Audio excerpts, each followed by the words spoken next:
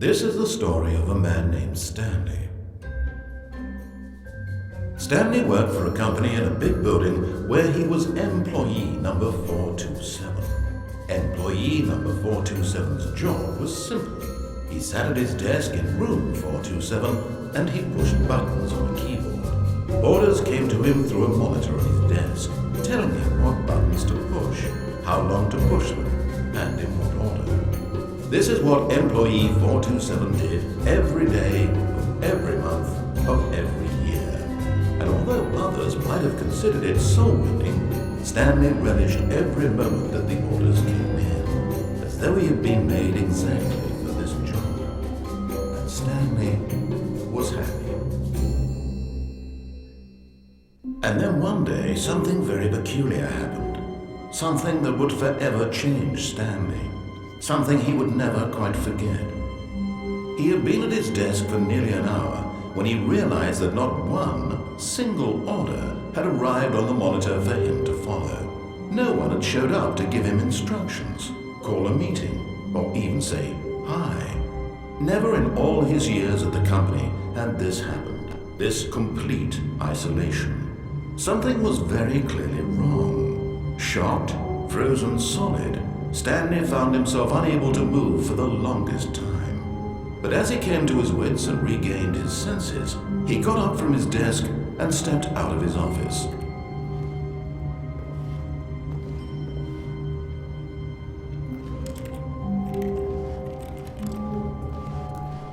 All of his co-workers were gone. What could it mean? Stanley decided to go to the meeting room. Perhaps he had simply missed a memo.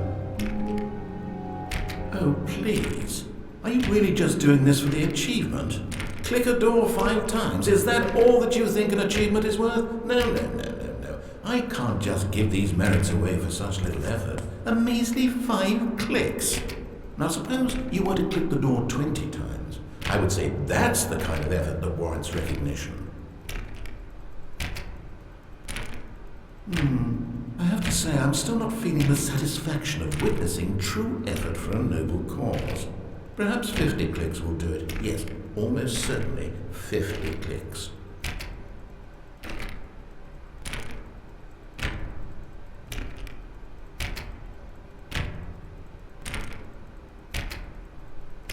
No, I'm still not feeling it.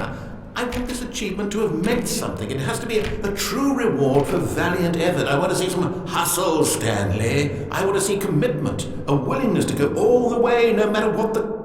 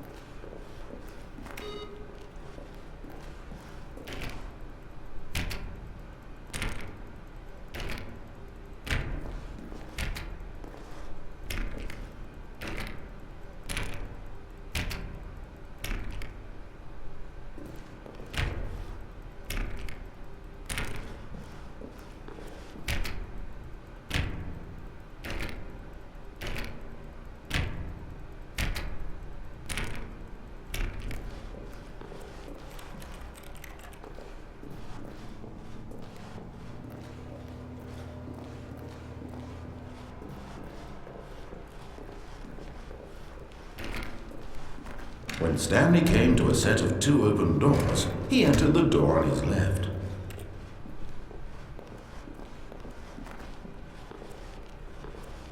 Yet there was not a single person here either.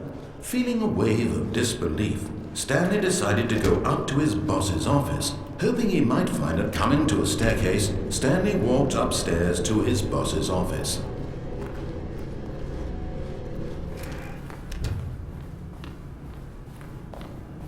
Stepping into his manager's office, Stanley was once again stunned to discover not an indication of any human life. Shocked, unraveled, Stanley wondered in disbelief who orchestrated this, what dark secret was being held from him. What he could not have known was that the keypad behind the boss's desk guarded the terrible truth that his boss had been keeping from him, and so the boss had assigned it an extra secret PIN number, 2845. But of course, Stanley couldn't possibly have known this. Yet incredibly, by simply pushing random buttons on the keypad, Stanley happened to input the correct code by sheer luck.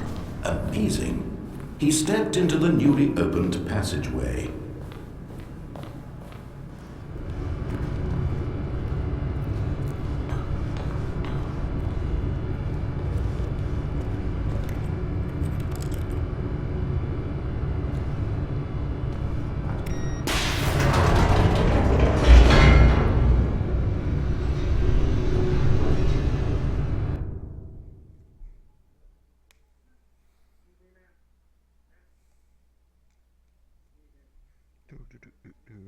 Descending deeper into the building, Stanley realized he felt a bit peculiar. It was a stirring of emotion in his chest, as though he felt more free to think for himself, to question the nature of his job.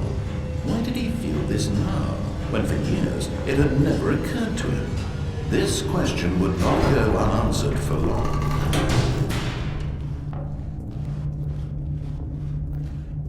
Stanley walked straight ahead through the large door that read Mind Control Facility.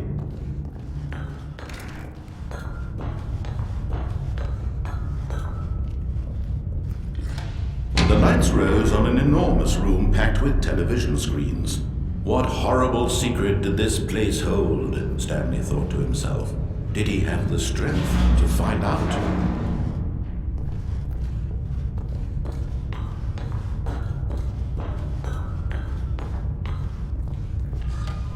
Now the monitors jumped to life, their true nature revealed. Each bore the number of an employee in the building, Stanley's co-workers. The lives of so many individuals reduced to images on a screen, and Stanley, one of them, eternally monitored in this place where freedom meant nothing.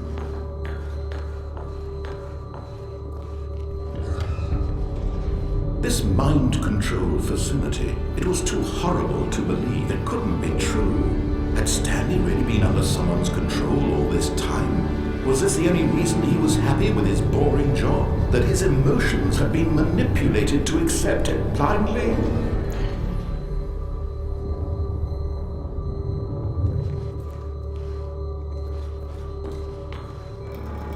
No.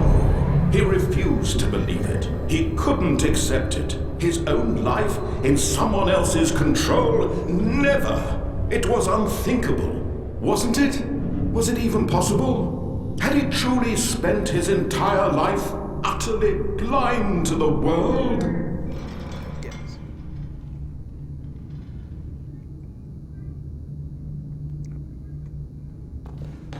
But here was the proof. The heart of the operation. Controls labeled with emotions, happy or sad or content, walking, eating, working, all of it monitored and commanded from this very place. And as the cold reality of his past began to sink in, Stanley decided that this machinery would never again exert its terrible power over another human life. For he would dismantle the controls once and for all.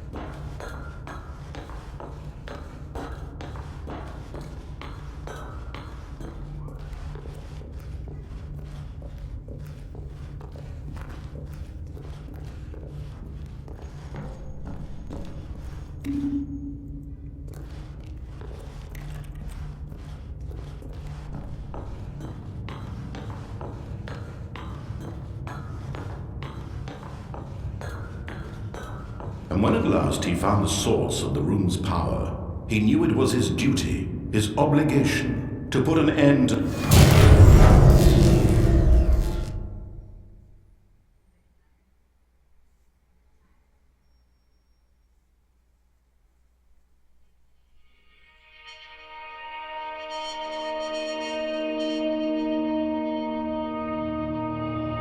gladness and a rising chill of uncertainty. Was it over?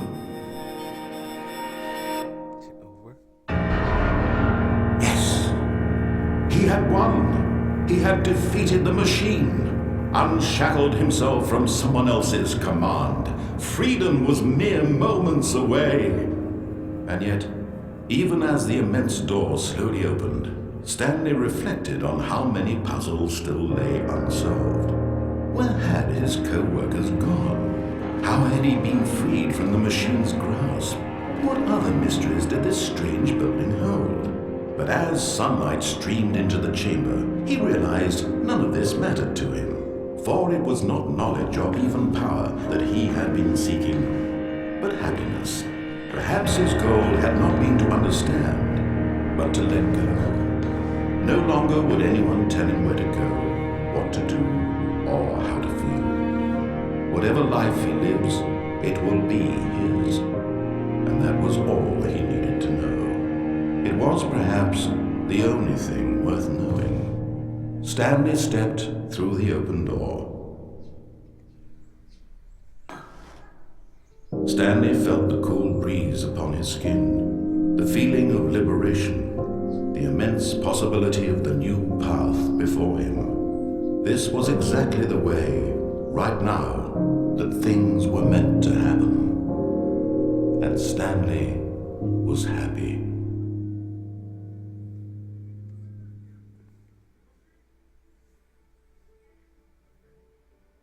Oh, that's easy.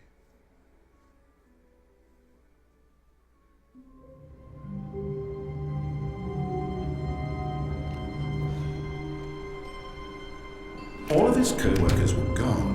What could it mean? Stanley decided to go to the meeting room. Perhaps he had simply missed a memo.